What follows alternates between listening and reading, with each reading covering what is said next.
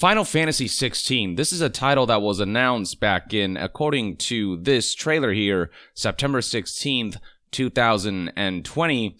This is a game being held by none other than beloved producer Yoshi-P, who also helms Final Fantasy XIV, and his handling of that game and the kind of comeback that game made has been incredibly epic, and now Yoshi-P is among the most beloved developers. But it isn't just because he made a comeback with Final Fantasy XIV, it's also just the level of communication that he engages in, where it feels like he's being open and honest, and he actually shows up on camera to tell people what's going on. He communicates frequently, and he does so humbly, and it's a level of communication that has allowed for this two-way empathy that has paved the road to a lot of just goodwill and positive sentiment within the community. And now with Final Fantasy XVI, it's no different, with him outputting the following message on the Final Fantasy XVI Twitter page, in which he announced a delay for the game. Now, I am all for games getting delayed when they need to be delayed.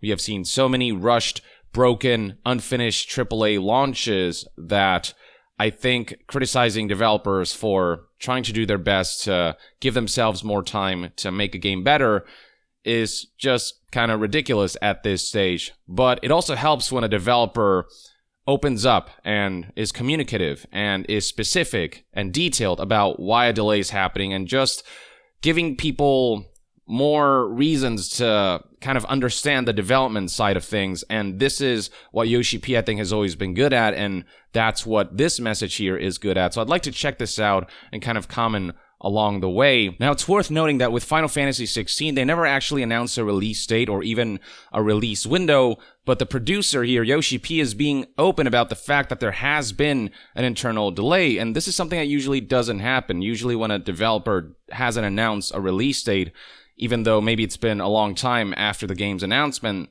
they'll still kind of stay silent. But Yoshi-P, understanding that people have clamored for an update on this game that was announced over a year ago and we have heard nothing about, he's kind of gotten ahead of things and openly said there was an internal delay. And I don't know, there's something about that I appreciate. I think something that the games industry could learn from to create that kind of two-way empathy to pave the road for that. But here's what Yoshi-P said.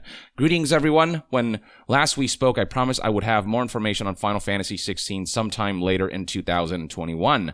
However, I regret to inform you that I will be unable to keep that promise, as complications stemming from the ongoing COVID-19 pandemic have delayed the game's development by almost half a year. Now, notice how he kind of tries to shield the development team by saying, I promised, I said this would happen, I regret to inform you, I broke the promise. He's kind of taking responsibility. He does influence decisions like this in a way that obviously ground floor developers can't, and this is the mark of a good leader. So many publishers and studios out there are more than happy to leave people who had nothing to do with such decisions, the ground floor developers, to take the brunt of the backlash without really backing them up. But Yoshi-P, this is always something he's done. He's always said, I am responsible for this decision. He doesn't try to pass the blame off to somebody else. He's very open and honest about the fact that a lot of these decisions go through him, and, you know, he, based on the circumstances and situations surrounding him, makes these decisions. And with COVID-19 and how disruptive that's proven to be for just game development as a whole, you know, there's just something that he himself can't help, but he acknowledges that he gauged the situation and he made decisions that led to this result. And as far as COVID-19 goes and the effect that that's had on this game's development, he kind of goes a step further and actually provides some details as to exactly what happened behind the scenes and how COVID-19 disrupted the development of Final Fantasy XVI. He said, as the latest addition to the Final Fantasy series being developed for the PlayStation 5, Final Fantasy XVI has amassed a sizable team composed of talented creators from around the world. However, in an effort to offset the effects of COVID-19, we've had to decentralize that workforce by permitting staff to tackle their assignments from home. This has unfortunately hampered communication from the Tokyo office, which in turn has led to delays in, or in extreme cases, cancellations of asset deliveries from our outsource partners. Usually when a delay happens, I don't see developers going into this kind of detail and actually talking about where the development pipeline was clogged. And this is just something that gaming enthusiasts appreciate when they're not treated like they're dumb, when they're given a proper explanation, because stuff like this are things that people can follow, can understand what all of this means. And when they get an explanation like that, it makes it easier for the audience on the other end to empathize with what's going on the development side of things. Instead of keeping yourself so closed off that you turn it into a black box where people are wondering just what the hell is going on, getting ahead of the story and just saying, here's what's going on, allows people to go, I see. Okay, fair enough. Take your time.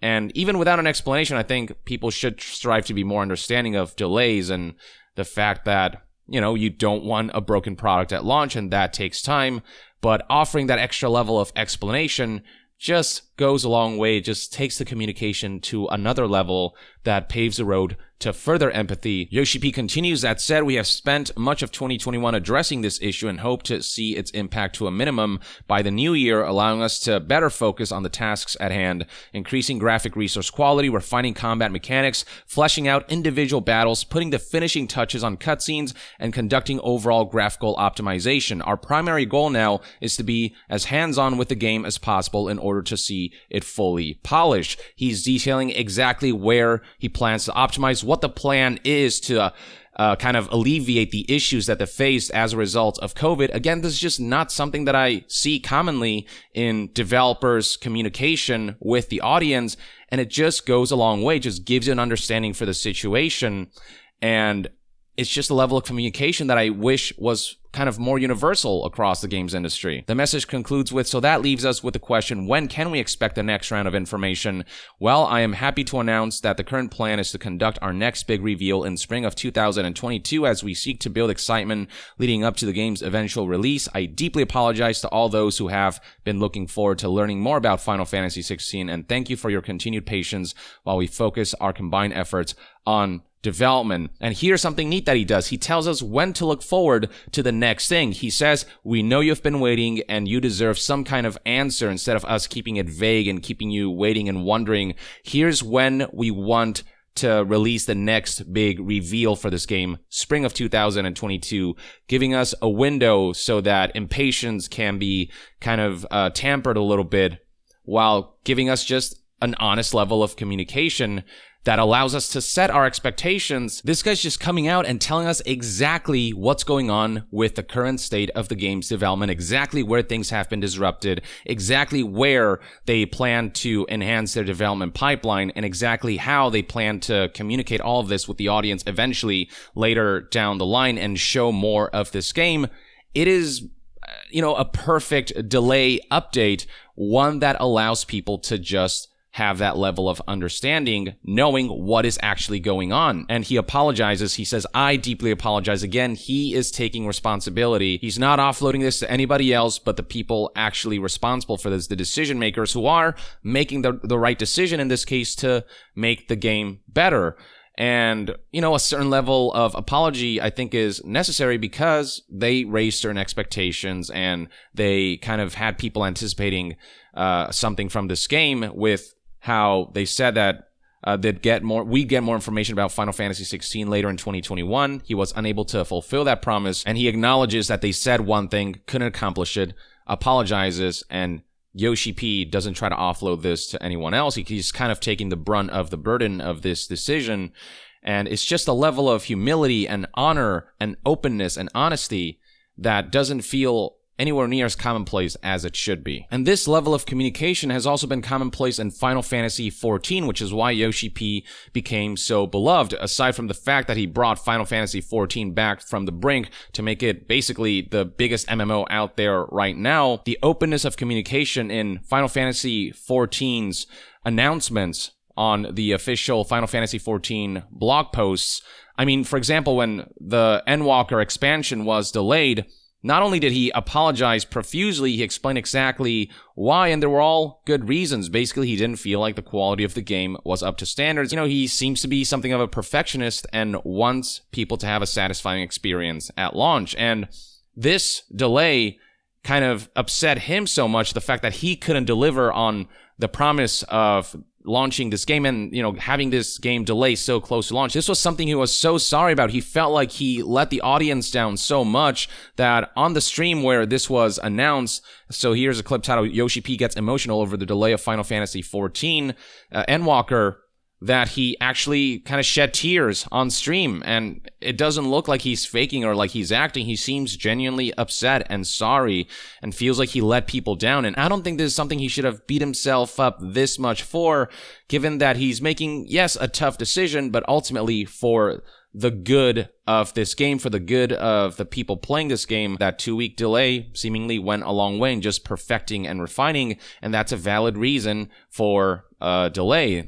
Generally, people are willing to be understanding, especially in a landscape where so many other publishers rush games to launch. And Yoshi-P isn't afraid to be vulnerable. It's both his good intentions combined with just how well he communicates and how unafraid he is to kind of create empathy between the development side of things and the audience and community side of things.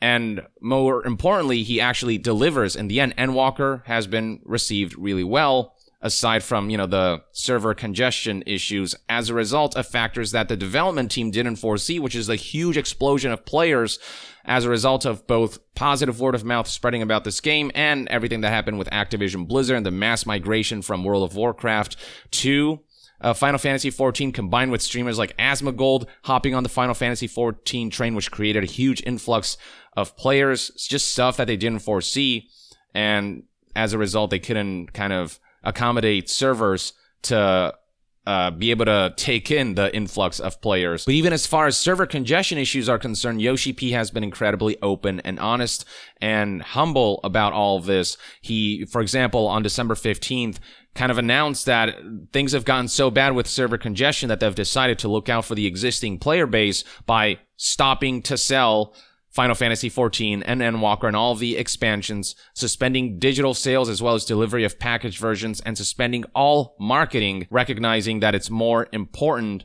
to keep the existing players happy instead of striving to greedily sell more copies as the hype builds up. The suspension of sales, that's a huge decision. I've never seen this happen with another MMO, and I think it is absolutely the right decision, as frustrating as this might be for players, newcomers who were trying to get into this and temporarily can't. And there were plenty of updates about congestion prior to December 15th. On December 11th, there was a response to congestion where they detailed the various, errors and congestion issues, situations that they encountered and how they plan to resolve this, detailing why this may or may not be happening. Just very detailed notes about all of this. Even back in July of 2021, when Final Fantasy XIV really began to explode prior to the launch of Endwalker, they released a blog post titled regarding the growing player population and plans to alleviate world congestion. And they talked about all of this, were pretty open about this, and expressed that they'd try their best to alleviate this, though things got so out of hand with how successful Final Fantasy XIV became that even with their best efforts, they couldn't fully alleviate the issue. And it is an issue, but one that people are willing to be empathetic and understanding about because of that open level of communication, because developers have been so clear about what's going on and keeping people in the loop. And throughout all of this, Yoshi-P insists that it all falls on him. Literally, as producer, the responsibility for being unable to predict the current influx of new players falls on me, a man who takes responsibility, a man who doesn't try to offload blame or stay silent like a coward or hide behind the development team, a man who gets ahead of things and, is ready to face the brunt of potential backlash he might receive, knowing that open communication and taking responsibility is more important than, the potential negative PR that could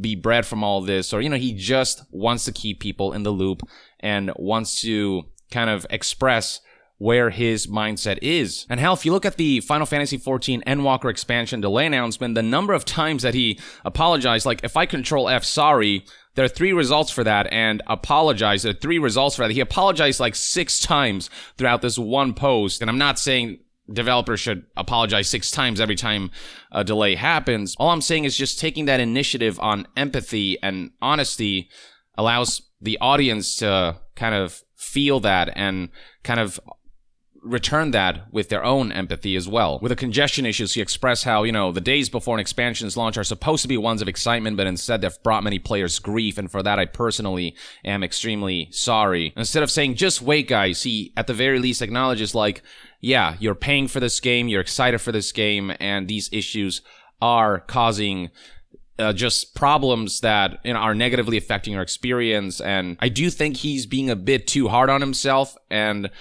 suffering from success is very much a term that's appropriate here, but you can feel that there's another human being on the other end of this text. So much of the statements and apologies and whatever that are released feel so calculated in their words, feel so unhuman, and feel so, I don't know, made by committee almost, or feel so legalese, feel so structured and kind of samey. They all kind of start blending into each other. But this generally feels like it was written by a human being whose name is Yoshi-P. So the audience as human beings can learn to empathize with what feels like a human being on the other end of the line. And this human being is also kind of going on camera and showing real human emotions and being a real human about all of this. And that kind of humanity is something that I feel like is lost, whether it's in the communication between audience and developers, or audience and publishers, or in the intentions behind publishers and how they release games and how they focus on short-term profits and all these things over long-term goodwill and fostering a loyal community, and the kind of positive reputation that Yoshi-P has built because he behaves and treats other people like human beings is what has allowed people now to be more understanding of Final Fantasy XVI's delay, which is being helmed by Yoshi-P. He's the producer of that title, alongside the fact that he himself has continued with that level of empathy and communication with this latest statement. Now, we'll see if Final Fantasy XVI actually delivers on being a compelling Final Fantasy game. Delivering on a compelling product is also important, but Yoshi-P did that with Endwalker. People are rooting for Yoshi-P and the entire Final Fantasy XVI development team to really knock this out of the park, and are being understanding that a delay sometimes is necessitated towards that end. The key to any relationship really is just communication, and this feels like a healthy relationship as a result of the way Yoshi-P communicates and the way it feels like there is a human connection there, and not just this wall between corporate elements and community elements. So, I don't know, I just hope to see more of this with other development studios down the line. I hope the gaming industry kind of can learn from why Yoshi-P is so beloved and why people are so willing to be understanding and be empathetic of him, because he gives that back to the community as well, and it creates just a really positive flow of goodwill from developer to community and from community to developer. But yeah, with all said and done though, Final Fantasy XVI, we won't see it for a bit longer, but it's a wait that I'm willing to go through if it means that we'll just get a better game and a better showcase, and if it means alleviating developers of, tough situations that they're in as a result of COVID disruptions. I just wish the developers the best of luck, and I'm just really grateful for people like Yoshi-P, who I think just foster a lot of positivity and set an example for just what the games industry can be at its best. But that's just one man's take. Let me know in the comments below what your thoughts and opinions are on the internal delay of Final Fantasy XVI, a game whose, again, release date hadn't really been announced, but they still decided to disclose that internally the development of this game has been delayed by half a year, and what your general take is on the way Yoshi-P communicated through this message, and just his style of communication generally, through Final Fantasy XIV and the like. Share your thoughts on all of that in the comments below, and to be further updated on all things gaming news, reviews, and discussions, stay tuned right here on Young Yeah. I'll see you guys next time. Young out.